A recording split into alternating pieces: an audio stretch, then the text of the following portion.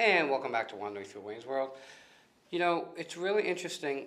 I learn something new every day, and the disconnect in companies cost companies so much money, and they don't understand that most of those things that happen can be fixed. With me is Paul Rosenberg from Tertia Oculus, which is Third Eye. Yeah. I just want you to know, guys, it took me like 10 minutes to kind of learn that. Good to meet you. Good to meet you. Okay, so interesting that you took that name now that it's sinking into my mind, because basically, correct me if I'm wrong, what I'm getting here is that you named it Third Eye is because you're the third eye that makes sure that this eye and this eye work together and see everything. Yeah, that's exactly it. Third Eye talks about going outside the norm. Right. And it's a different kind of wisdom and focus. So it's that outside force that's looking into different companies and seeing what's going on with their people with their leadership. It's interesting. You know, everybody hears the term, there's three sides to every story. One side, the other side, and the right side. Okay, so you get to see this side, that side, and then you make a right side for both parties. Exactly, yeah. Okay, now that I said all that, we're going to explain to you what that means.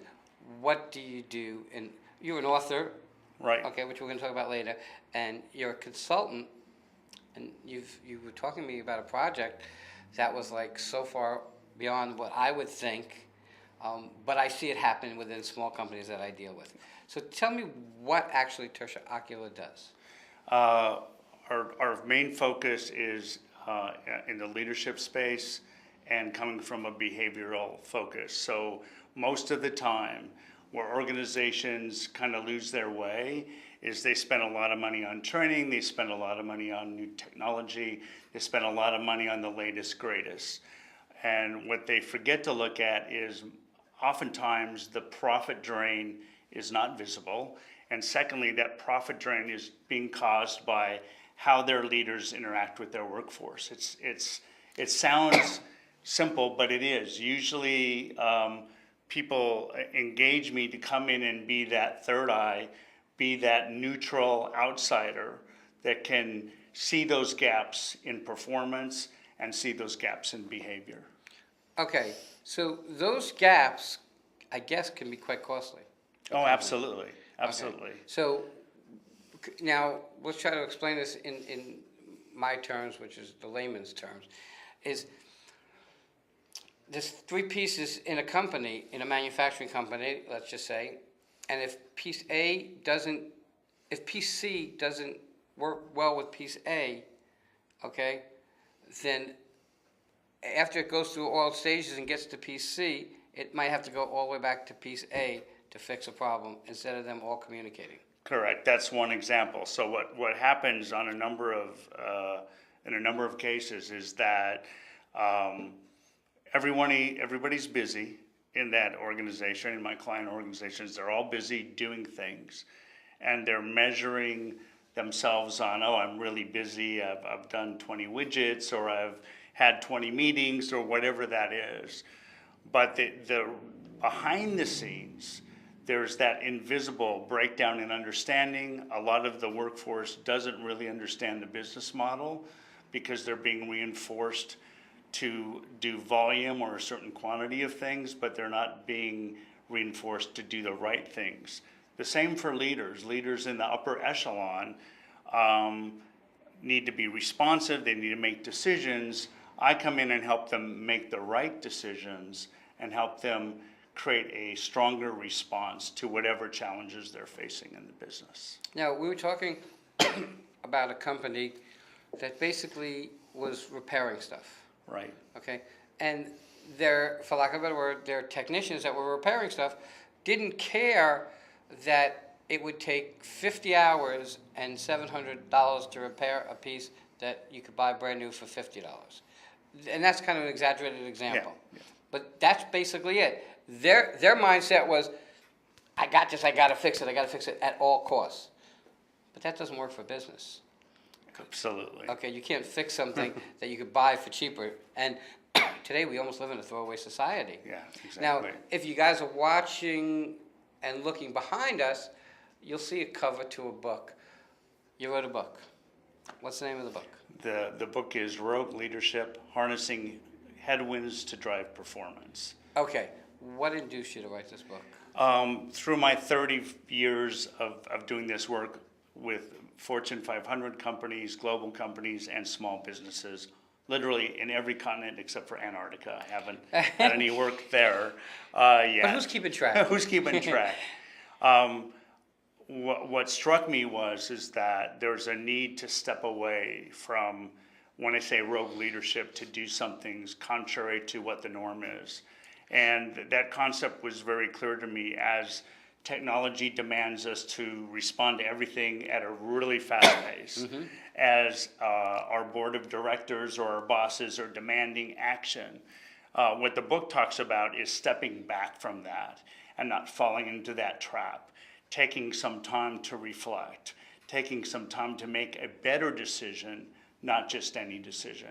And it's about going against the grain in terms of, oh, I'm going to buy this training or I'm going to buy this latest technology. It's about really understanding, and this is where the third eye comes in again, really starting to trust your intuition and gut. So I've had a lot of clients who have been forced to act differently by a disruption in the market or by a crisis. And from that, I see incredible creativity and innovation, and they did things so differently than what they were used to. And because of that, their performance improved dramatically. So my view is, why wait for the crisis to get that innovation and to get that different kind of response? I think you can do that every day of the week and not wait for some outside pressure to force you to do that. Are we stepping back and going back to basics? Is that really basic? Because you're right, we see everything and we got to do this way because this is what they say on Google, okay? We ran it as a great country and we made great products in the days gone by, and we've kind of lost that. So is stepping back in your thought process and maybe going back to some basics a benefit to companies? Oh, absolutely. I think from my view, stepping back to basics is, instead of the emails or the digital communication, there's nothing more powerful than spending, if I'm a leader, spending 2 minutes with an employee that I've never talked to before. So that's my version of basics, is stepping out of the usual. And the basics for me is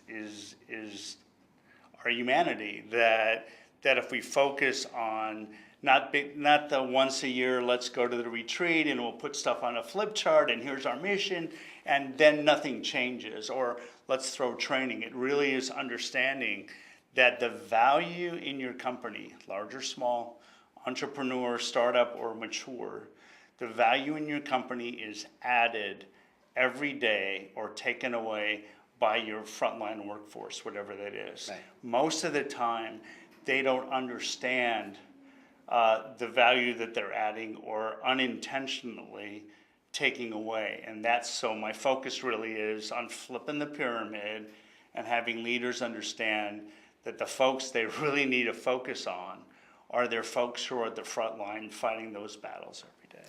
You know, as soon as you say that, what comes to mind, I don't know if you ever watched Undercover Boss. Yes. Okay, so these guys are CEOs of major companies, and they've lost sight of their employees.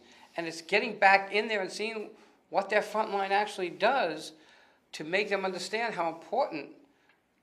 There is no company. You don't get a $5 million CEO salary unless your front line is working and making the money and happy. Absolutely. And, you know, if we go back to years past, if an employee was sick, it was like, oh my God, I hope you get better. Today, does that mean you're not coming in? Okay? You lose that loyalty of your employee when you don't care. And it doesn't take much to care. So you write this book, self-published? Yeah, it's coming out in the fall. Okay. And I give you credit, that's tantamount of being crazy enough to be an entrepreneur. Okay? Writing a book. But that's good because sometimes you have all this built up in you that you've learned over the years, and you watch companies being destroyed from things that you've learned, and you want to share that information. you know, it's really important that we really kind of work together. And just because you're an engineer and I'm a welder, doesn't mean that you're too good for me or I'm too good for you. Because unless our heads are working as one, you're going to tell me to put the toilet here, and I'm going to say, yeah, well, that's not working, because when you open the door, it's going to hit the toilet. Exactly. Okay? And it's very basic, simple stuff that communications can fix. Yeah, you're on the same team, and that's what's lost, is whether you're a CEO or you're a first week employee, you're on the same team playing the same game. The trouble usually is that with all those departments, large or small, all those different roles, people forget that they're on the same team and playing the same game. They're not playing 10 or 20 different games, and that's where the money flies out the window. Unbelievable. All right, we're getting to the top of time. If people want to find you, how do they find you? A couple of ways. Go for The website is rosenbergpaul.com. Okay. www.rosenbergpaul.com. And you'll see it written on the screen. Yeah. Okay. Yeah. That's one way. And then email-wise, contact@rosenbergpaul.com. Okay. So those are the two best ways to reach me. When is the book due to come out? The book will be out in mid-October.